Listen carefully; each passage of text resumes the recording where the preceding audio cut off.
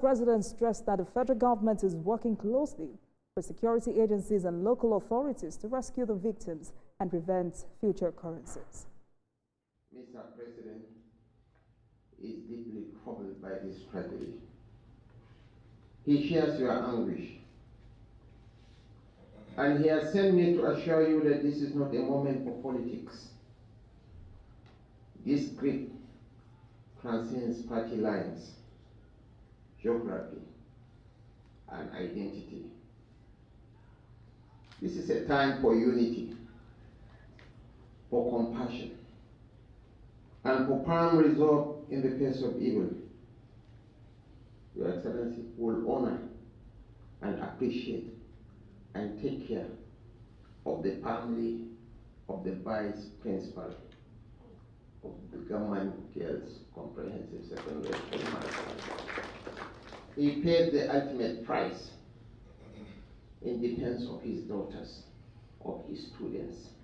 Today is not a day of speech. It's a very sad day for us, because when you look at the girls, the very young girls who are in school to pursue knowledge. And unfortunately,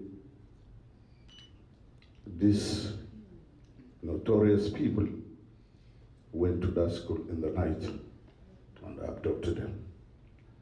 Our prayer is just to see these our daughters came out soon. Governor of Kano State, Abba Yusuf, has presented a 1.368 trillion naira budget proposal for the 2026 fiscal year to the State House of Assembly.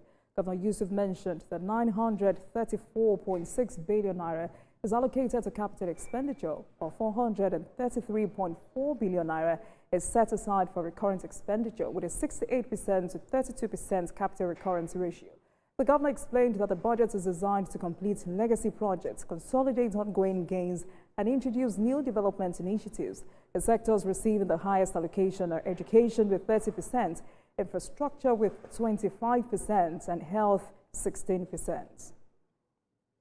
Mr. Speaker, our respective honorable members, let me say here that the sum of 934 billion naira, 640 million 32,101 naira is earmarked for capital expenditure.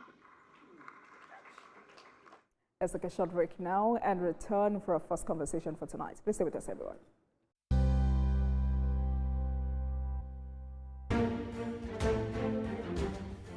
The Renewed Hope Initiative RHI presents the RHI Green Nigeria Challenge. Go green today for a greener tomorrow. This national competition is in 3 categories. The household category is a tree planting competition amongst 11 frontline states in northern Nigeria.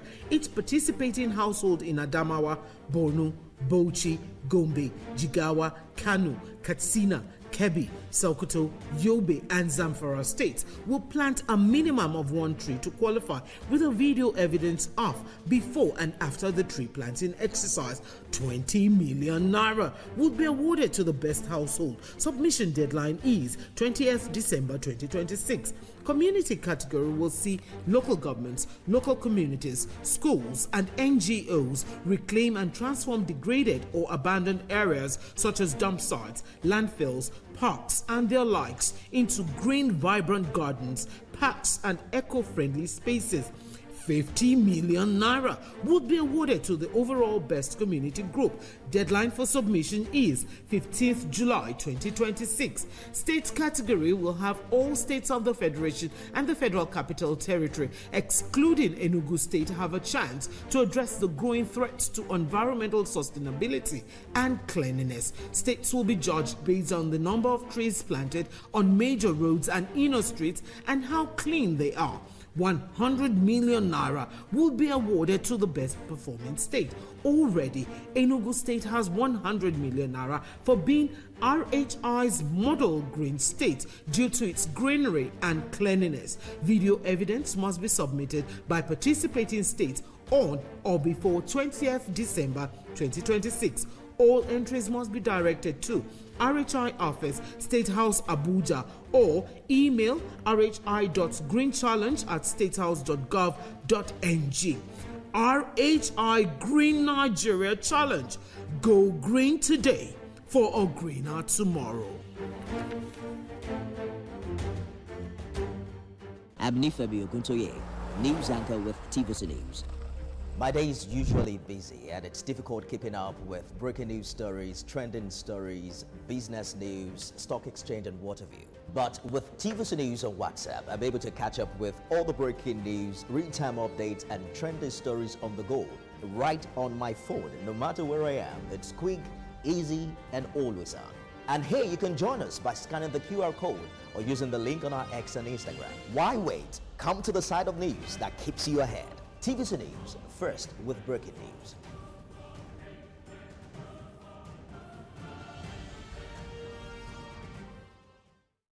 Experience information and entertainment like never before as TVC Breakfast takes your weekends to a whole new level. Introducing TVC Breakfast Weekend Edition, your ultimate source of thrilling sports updates, insightful political analysis, and captivating entertainment news. Stay in the know with what's trending, catch up with the latest in sports, and immerse yourself in the latest buzz from the world of music and movies. Your weekends are no longer just days off, but moments packed with knowledge, excitement, and enjoyment. TVC Breakfast Weekend Edition, only on TVC News.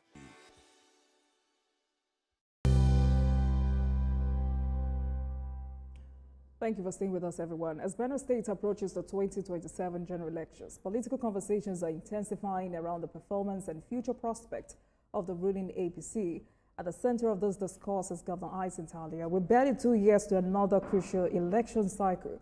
Stakeholders, analysts, and citizens alike are assessing the governor's record, the internal dynamics of the APC, and the shifting alliances across the state's political blocks. Tonight, we'll take a closer look at the APC administration in Benue State and the chances of Governor Alia's re-election in the 2027 elections. What factors will influence the race? How is the administration perceived? And what does the political terrain look like as parties begin to strategize? APC member Benue State Okpoko Genyi is my guest tonight. He's also a former Benue State governorship aspirant and coordinator of the Conference of Minority Tribes. Good evening, Mr. Okpoko. Thank you for joining us on Politics Tonight.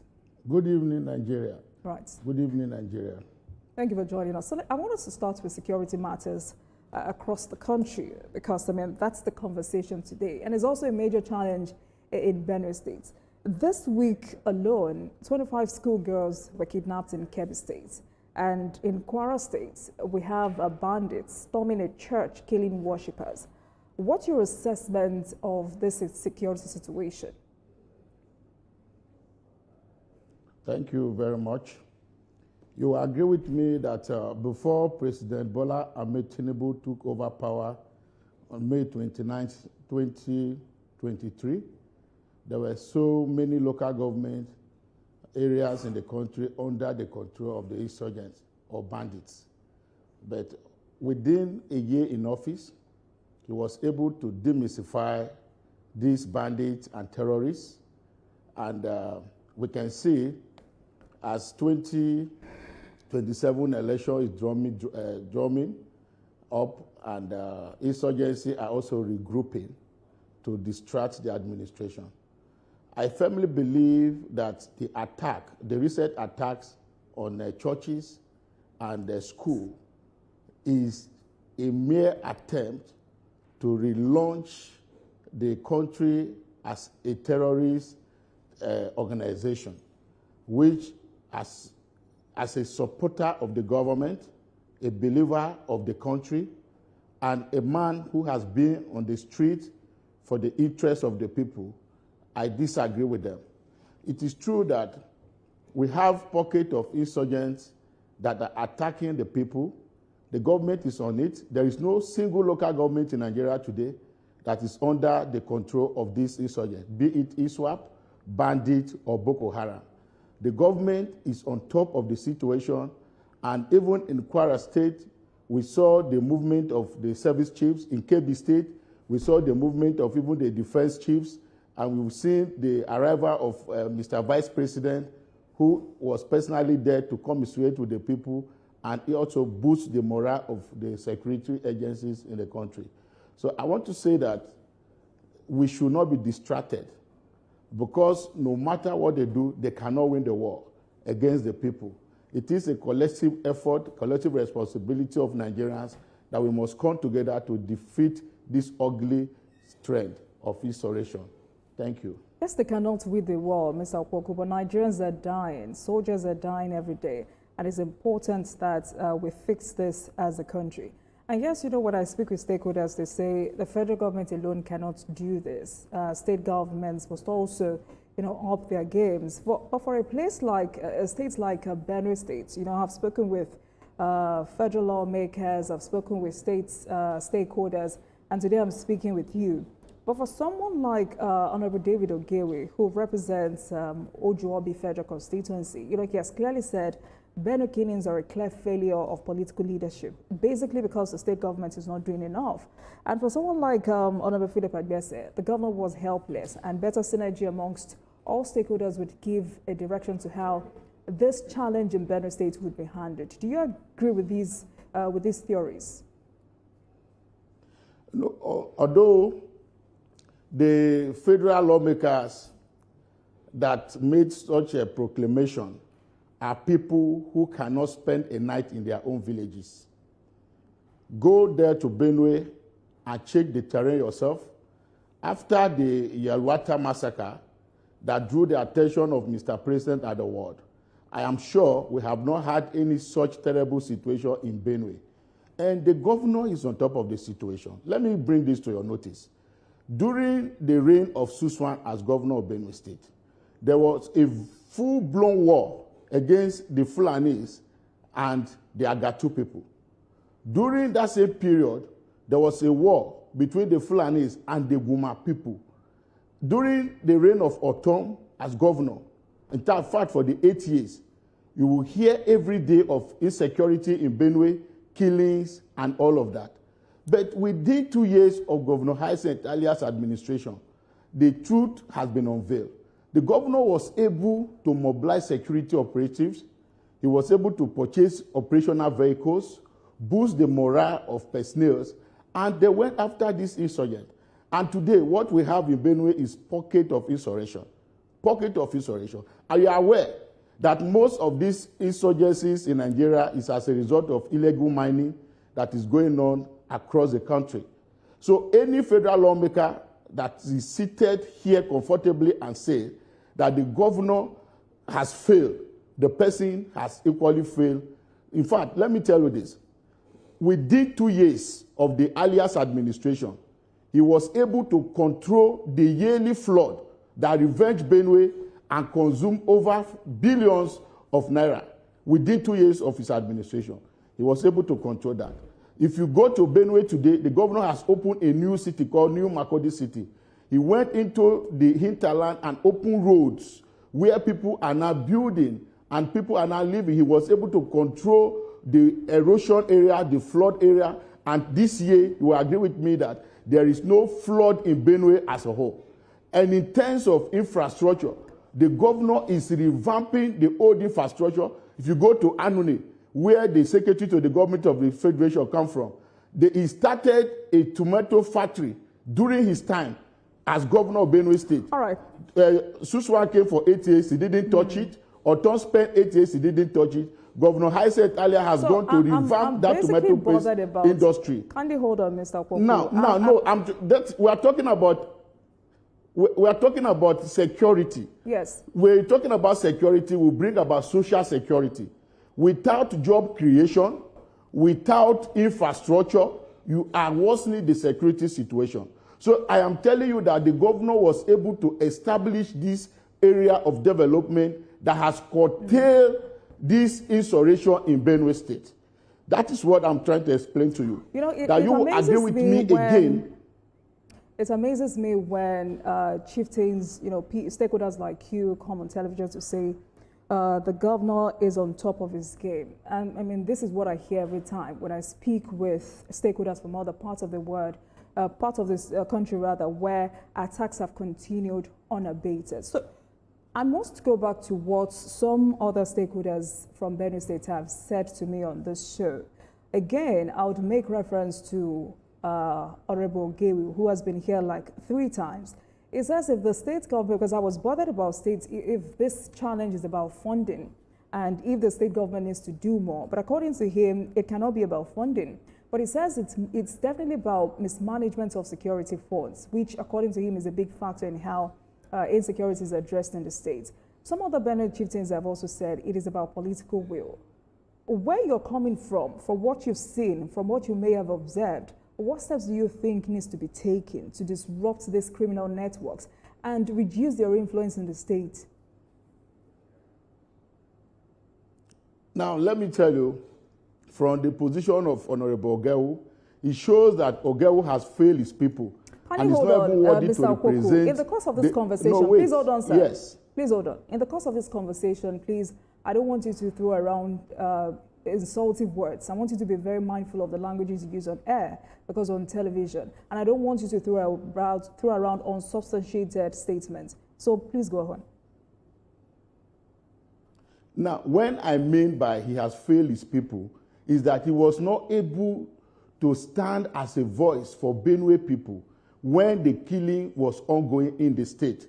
Coming on the television to criticize the government and the calling of lack of political will. There is no governor in Benue that has taken security as serious as Governor Hai said earlier.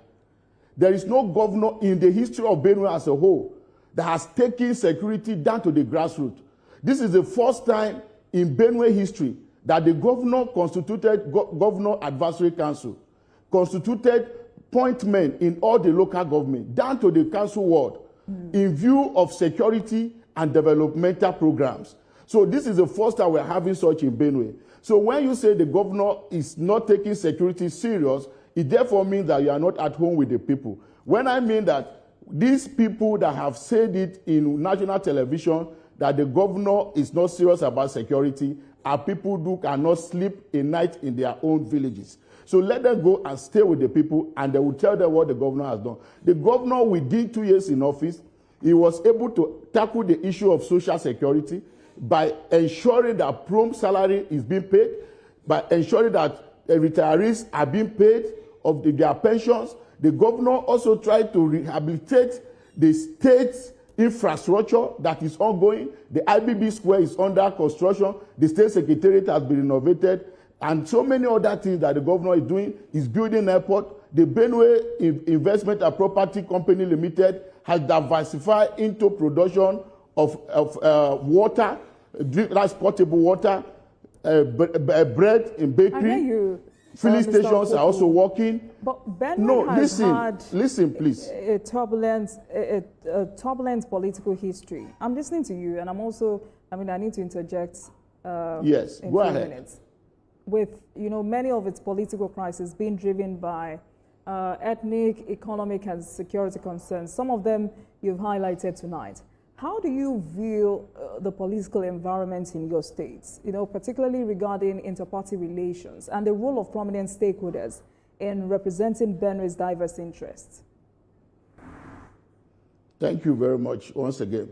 When you talk about the role of the party, in fact, the governor in the state, let me just bring it out. The relationship between the governor and the party stakeholders in Benue.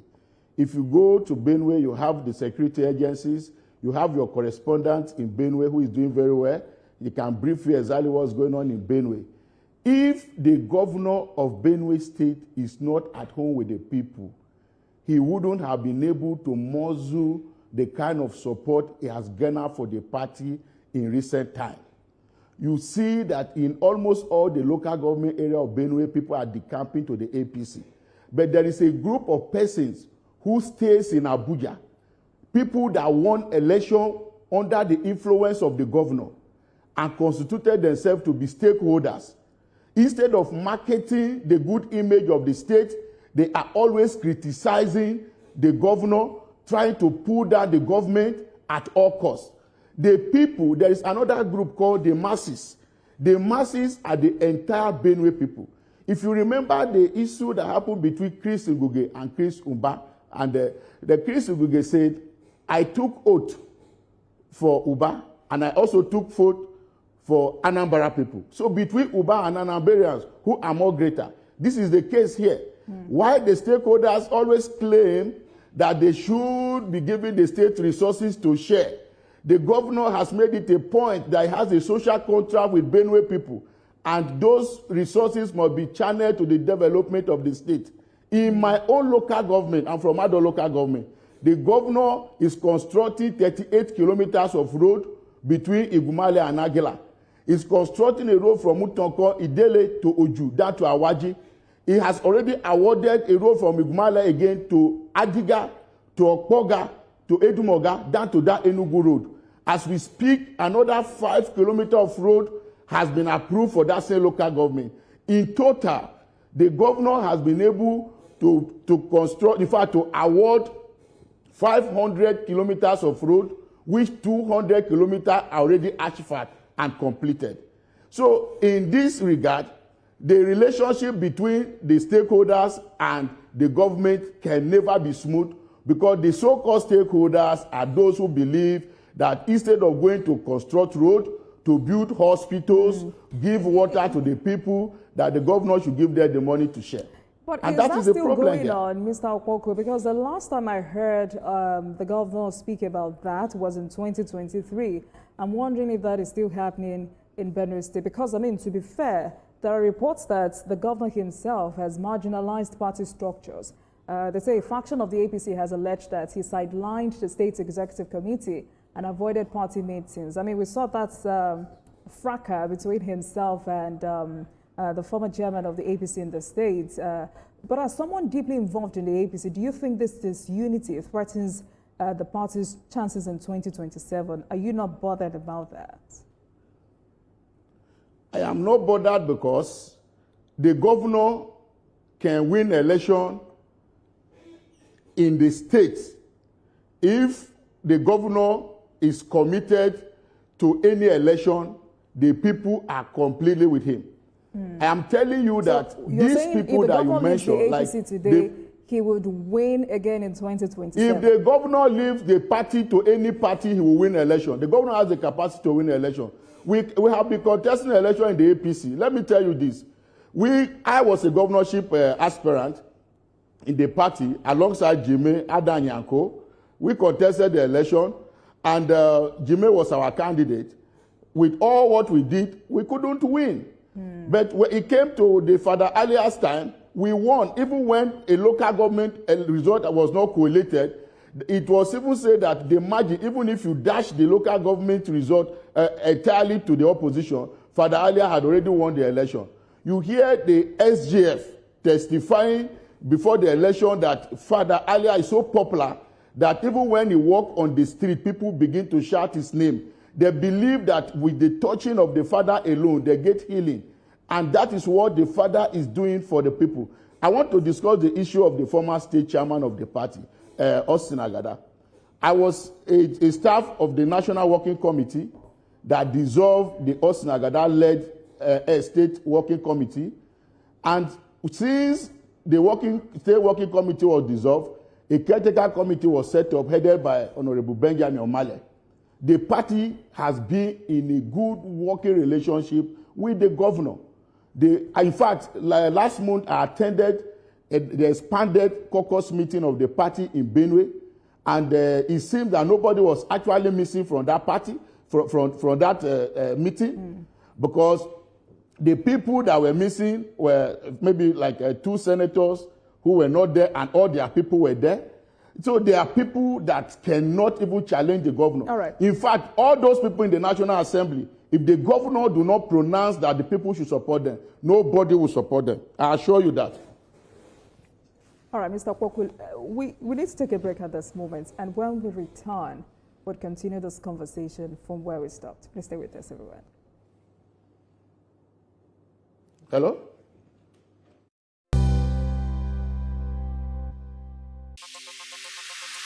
Stay ahead with the biggest news stories. Go beyond the news headlines. Experience impactful investigations. Enjoy resourceful news coverage in real time. TVC News at 7 and TVC News at 10 p.m. Live every day on this channel. TVC News. First with breaking news. Every weekday on Business Nigeria, we uncover the secrets of the financial world. We analyze the stock market, shares, bonds, and the thrilling world of cryptocurrency. Facts matter. Our team dives deep to separate fact from popular opinion.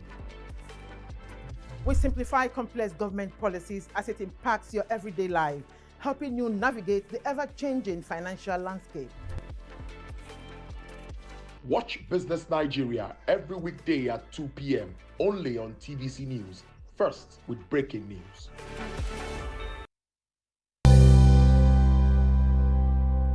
Thank you for staying with us, everyone. This is Politics Tonight. APC internal crisis and the chances of Governor Alia in the 2027 elections is our focus tonight. And I've been speaking with APC member Benue State, former Benue State governorship aspirant and coordinator of the Conference of Minority Tribes, Opoku Ogenye. Mr. Again, thank you very much for staying with us on the program. Quickly, let's talk about governance.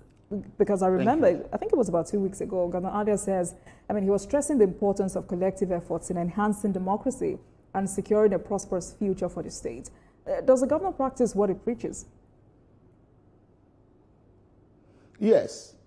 The governance of Benue State has been redefined in the sense that government is now all about the people.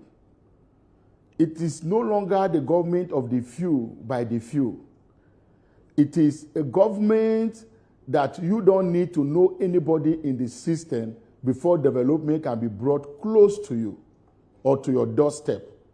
Governor Hyacint Alia in the last expanded caucus meeting made it very clear that there is a lot of opportunities available for Benue people. He highlighted his trip to Brazil with Mr. President and is giving incentive to Benue farmers to farm in livestock and crops and telling the people that there is already a valuable market for this product. The governor has some ministry, he created bureau.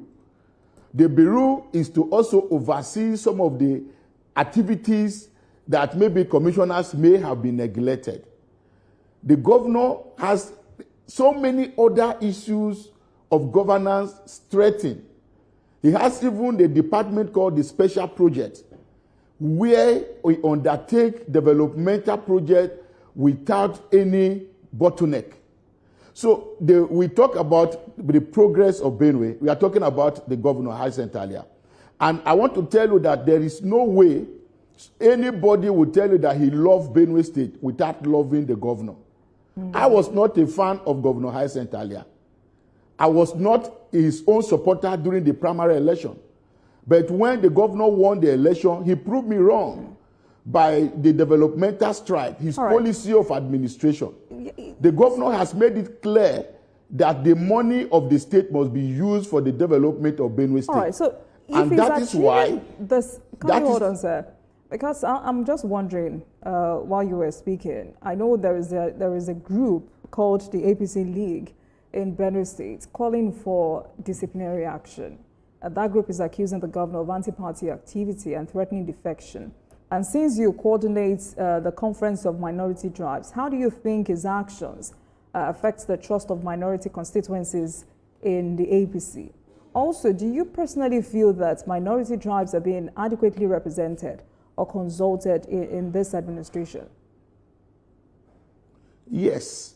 In Benue State, for the first time in Benue history, we have a special advisor on micro, small, and medium enterprises from Benue South Senatorial District. It's under the leadership of Governor Hyacint Alia. For the first time in Benue history, that we have the chairman of Benue Inland Revenue Service is under Governor Hyacinth Alia. The pioneer DG of public procurement under Governor Hyacinth Alia is from Benue South. I'm talking about the ethnic minorities in Benue State. We have the Idoma, the Tiv, the Igede, and the Chilos. Because the people of Zone C now listen, won't no, stop it's never accusing the enough. governor It's of never marginalization. They won't stop accusing It's the governor of never enough. marginalization. Are you hearing me? You think I can hear you? No, I say it's never enough because, like Oliver Twist, we will continue to ask for more. So what I'm saying here is inclusiveness in government. As we speak, even the Commissioner of Finance is from Benue South. The Commissioner for Water Resources is from Benue South. Right. So I need to let you go. So these I need to let you go, but quickly, sir. What message do you have you can't let me go. Let me make this point. Let me make this point before you let me go. What I'm trying to say here is the fact that the former APC executive in the state have constituted themselves to opposition against the government of Governor Hyacinth Alia. And the only reason why they constituted themselves as opposition is because the governor believed that democracy is all about the people, that he must work for the people. Right. So those who have been legitimately dissolved by the working committee, listen now, the people who have legitimately dissolved by the National Working Committee of the party cannot assume parallel leadership of the party. It is not possible, except there are people that are trying to push them to cause chaos. And let me tell you, Governor Alia is not defecting. Governor Alia is believer of President Tinubu. He is somebody who has ensured that President Tinubu must be re-elected, and in Benue, no vote will be missing. Let those people who are saying that Governor Alia want to defect to another party are the ones already talking with another party. They are talking with the PDP as we speak. Senator Titus Zam is planning to contest in the PDP, and other persons are also trying to contest the PDP. There are some of them who are even partyless, that they've been to ADC, they've been to PDP, and they are not accepting them. Governor Alia is firm in the APC, and he believed that APC gave him the platform to become governor. He will remain with the party and ensure that the manifesto of the APC is implemented to the full. And that is what the governor is doing. I want to add that the chances of the party in Benue, again, may be affected if the likes of Daniel Longe, who has been holding the ticket and also trying to get the ticket through a consensus arrangement, where some powers will just come and say, take ticket, then we may have some challenges in those areas. But if it is allowed on a free contest, as the governor has made it to be, you will discover that Benue will win 100% without any work or stakeholders. All right, we'll wait and see. Thank you so much for speaking with us. Okpoko Genyi, APC member, Benue State, coordinator of the Conference of Minority Tribes. Thank you for speaking with us.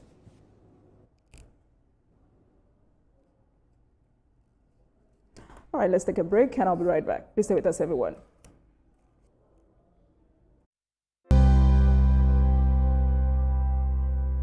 Thank you for staying with us, everyone. Kebbi and Kwara states are facing growing security challenges that demand urgent attention.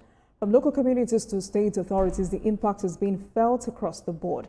And to help us unpack what's happening and why, we're joined by Dr. Tony Ofoyeton, lawyer and DG of the International Institute of Professional Security. Dr. Ofoyeton, thank you for being here with us. Thank you. Thank you very much. It's a pleasure. Thank you for having me. So we had a conversation last week about President Donald Trump's invasion threat, and we're still trying to convince the U.S. that it is not what it is. But today is Wednesday, and the week has been, such a harrowing one for victims, for families of these victims in Kebbi and Kwara State, and for Nigerians who are scared that it looks like there is no reprieve in sight. What exactly is happening? I mean, it is exhausting. Are we even serious as a nation, Dr. Ofoyeton? As a nation, whether we are serious is, I think Mr. President will be in the best position to answer that question. But having said so, as an individual, I have not seen that seriousness that is expected to be able to either douse the tension, contradict the position of the American president, or even give a reassuring hope to the average Nigerian. It's not surprising to me that Kwara was attacked. In actual fact, within this period, this December period, churches especially should beef up their security because the terrorists will be making a lot of statements through the attack of churches. So if they are proactive enough, they should think about beefing up security. Now, what I expect Mr. President to do, it's good enough that it was supposed to go for the G20 summit. G20 summit, G20 summit, and decided to cancel it. But it's not just to say cancel it. No, when you cancel such trip, it's supposed to accumulate in a result, and the type of result I expect is for him to be able to give a 24 hours or 48 hours maximum order to the military to not just the perpetrators, the sponsors. Today, the main problem that the present administration is going to have is that the sponsors of terrorism will re-emphasize, will re-echo, and would re-estrange the position of the American philosophy and belief of the fact that there is high level of genocide in the Christendom in Nigeria. So those that are sponsoring that act of terrorism against Nigeria will definitely go all out against the Christians. Now it has its own political and religious, and of course the international dimensions to it. So if Mr. President actually wants to get out of this quagmire, he must now act as the true commander-in-chief that he is. He must understand that there are a group of people that have declared war on the state of the nation called Nigeria and on his government. Now, if he's going to handle it politically, I can bet you that it's going to be the same. What happened against Jonathan, what happened against Buhari is repeating itself, and it's most likely going to continue and at a higher level. So if Mr. President truly thinks that it is worth the while, then he should come all out against the sponsors. I mean, against those that are actually sponsoring this act of terror, irrespective of who they are. They are in the government. They are not outside the government. They are in power. They are in strategic positions. They own money. They have the financial might to be able to do what they are doing. They have the foot soldiers, but the foot soldiers are inconsequential because our military can decisively deal with the foot soldiers. But our military cannot deal with the political class. Our military cannot deal with the infiltrators. Those that have infiltrated the presidency, those that have infiltrated the Senate, the House of Assembly, those both at state and national level, those that have infiltrated all the religious circles in Nigeria, those that have infiltrated communities.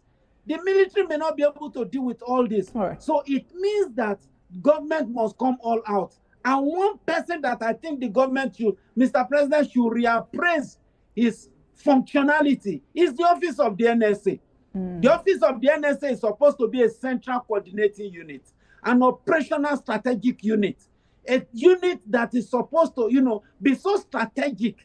But as it is now, the only thing I've seen is NSA coming out to come and do what ordinarily a PRO should do. Look at what is happening in NSA. Is NSA actually coordinating properly? Is NSA actually doing the job it ought to do? Or is following the normal template that his predecessor has followed and failed woefully? Because what I'm seeing is a repetition of previous template, security template, and is giving exactly the same result. So if the office of because the issue is not necessarily change service chiefs and all those stuff like that. The central hub, Mr. President office, and the NSS office. Those two offices. Now, if the NSA, if Mr. President had detailed that, okay, there should be a controlling hub. I remember I said at the wake of his administration that the NSA should ensure the coordination among all security agencies, proper coordination. But today, what are we seeing? So in a minute, the results are obvious. All right, kindly hold on, sir. In a minute, we'll come back to this reluctance to, name terrorism financiers and why these guys are untouchable? Because I'm more worried because, you know, this conversation today is no longer about how organized these bandit groups are. The conversation is no longer about whether we're dealing with loose criminal cells, and clearly banditry has evolved into more structured networks with leadership, financing, and logistics. And it means that these attacks are planned, sponsored, and coordinated. But what exactly are we, shying away from? What are we protecting? I mean, these are poor Nigerians dying every day. We are losing soldiers. Is it that we cannot handle this alone and may need help from countries that have what it takes to flush out these terrorists? Now, whether we cannot handle this alone or we can handle this alone, to me, is going to be secondary. Now, I've said this 1 million times on this platform and on several platforms. The political will of Mr. President, with due respect to him and to his office, I love him so much, the political will is extremely low. He is the commander-in-chief of the armed forces. Interestingly, after the Almighty God in any nation, the next person is the president of that nation. He is so powerful to the extent that he determines even the idol that should be worshipped in his own country. So if he has such power, and what he is busy considering, with due respect, is political permutation for 2027, and it's not making him to come all out with that military and commander-in-chief audacity and impetus, it definitely will accumulate in this type of result. Those that are opposed to his government will use that as an advantage. Those that are talking about, religious agenda will use that as an advantage. Those international perpetrators and thieves stealing our natural resources will also use that as an advantage. So it now behoves on him to decide and say, irrespective of whatever political ambition I have, enough is enough. The day Mr. President says enough is enough, I can assure you that you will see the gallantry part of the military. But having said so too, the military too on its own must now look inward. The ambushment to the extent of even killing a military brigadier general, leakage of information, strategic information within the military circle and military community. The military knows what to do to stop it. At every operation, there are strategic communication channels. There are strategic operational methodology.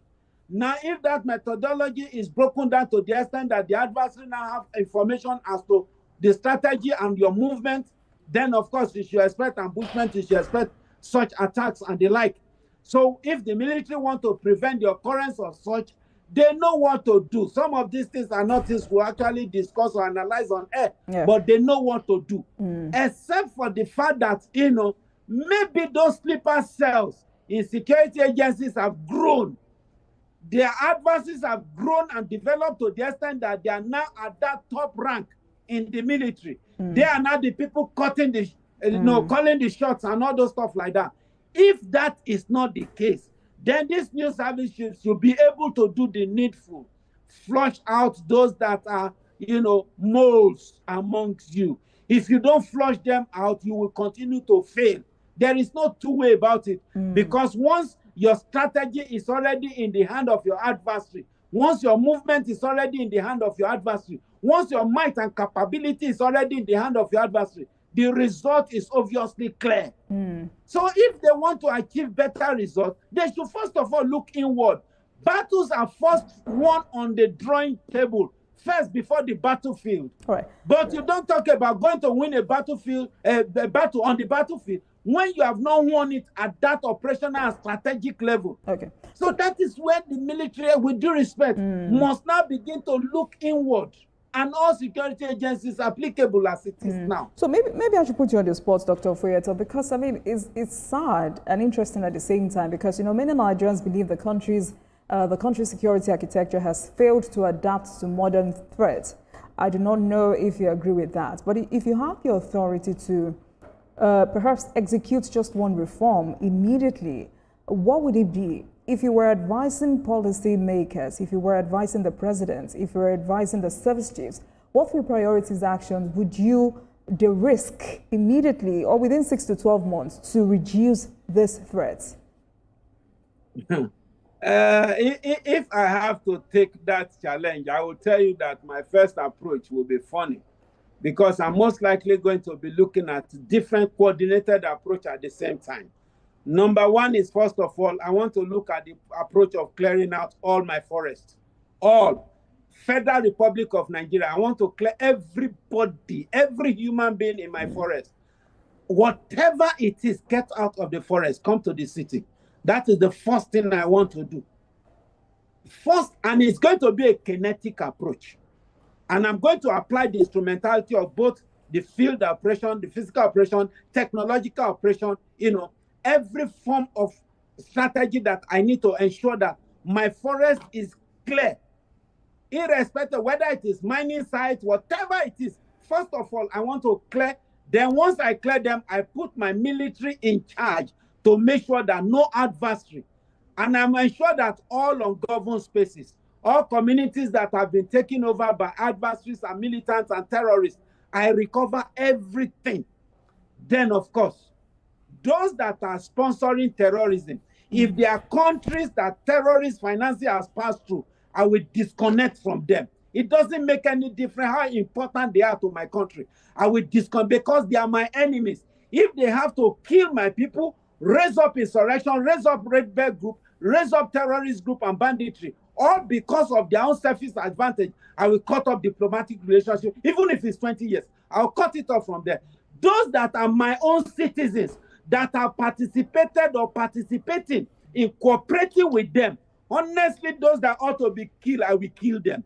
Those that ought to be jailed, I will jail them. It's to the extent that Nigeria will become extremely hot for them. It is only at that point in time where you stand to say that Nigeria is not going to accommodate any act of terrorism, no matter how small. The foot soldiers are just little boys, just with little legislation, they will get out. Just small legislation. I agree with you, Dr. Ofoyeton, because, truly, if the sponsors of terrorism are untouchable elites, how can ordinary Nigerians trust the government's claim that it is fighting terrorism fairly? But the other conversation is that Nigeria is flooded with small arms. This was a point you raised last week, but time was a factor, so we cannot continue that conversation. According to reports, Nigeria accounts for 70% of the 500 million illegal weapons in circulation in West Africa. You can confirm that for us, Dr. Ofoyeton. So from your professional standpoint, where are these weapons really coming from? And why has it been so difficult to shut down the supply channels? The issue of a proliferation of small and light weapons is not just a Nigerian problem, it's a global problem. Though more are mainly domesticated in African continent, especially the restive part. Don't forget that arms dealing is a very lucrative business. An average AK-47 is about 4 million naira each. It's about 3-4 million naira. So you can do your permutation and then of course through legal channels there are a lot of bottlenecks and all those stuff like that. But the problem is not actually with the high level of the proliferation of illegal weapons and light whatever, but with who are those that are handling these weapons. Now, if you have high level of illegal arms, highly proliferated in your own society, then the question is, in whose hand are these? Who are those that can afford these weapons? Now, these are basic questions. Today, the police have succeeded in mopping arms, and I'm talking about pump action from those that have the normal gaming license. The normal citizen that ought to even have that to defend himself or herself in the estate, you have succeeded in mopping it up, and at the end of the day, what do? They are now exposed, highly vulnerable. The numerical strength of this police is small compared to our strength. And Nigeria is a country today of about 250 million. In short, some are even saying that we have hit or getting close to 300 million people. And you are talking of a police that is less than 500,000 or thereabout. So in fairness to them, they are doing, you see, why you can't see what the police is doing is because our population is overwhelming, as it were. Join the whole security formation together, both military and paramilitary together, it still will not be able to So there are so many areas that the government need to look at. All right, Dr. So the problem, as bad as proliferation of illegal weapons are, that the main thing is they are in the wrong hands. All right, and you've been clear enough tonight, Dr. To help the people. The conversation is clear, and what you said is that Nigeria cannot continue on this path. Our people cannot keep dying, communities cannot keep living in fear, and children cannot keep being snatched from classrooms. Banditry and terrorism cannot become a permanent chapter in our national story. Thank you so much for speaking with us tonight. Dr. Tony Ofoyeta is a lawyer and DG of the International Institute of Professional Security. Thank you for your time. Thank you very much for having me. Have a wonderful night. And you too. And thank you very much for watching, everyone. That marks the end of today's episode of Politics Tonight. But before we go, let's tell you that the views and reactions of our resource persons are theirs and have no connection with TVC News. Meanwhile, you can watch the repeat broadcast of this episode at 12:30 a.m. Get in touch with us on our social media handles, Facebook, Instagram, and X at TVC News NG and at Olajumo KW using the hashtag Politics Tonight. We're also on YouTube at youtube.com/TVC News NG. I am Olajumo KW. Good night, everyone. I'll see you again tomorrow.